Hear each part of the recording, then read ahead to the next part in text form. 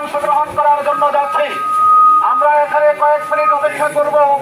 আমাদের অত্র অঞ্চলের সকল ওলামায়ে কেরাম এবং মুসলিম মিল্লাতের নেতা জাদুরচর মাদ্রাসার মুহতামিম হযরত মাওলানা আকবর কাসিমি সাহেব মিছিল নিয়ে আসতেছেন।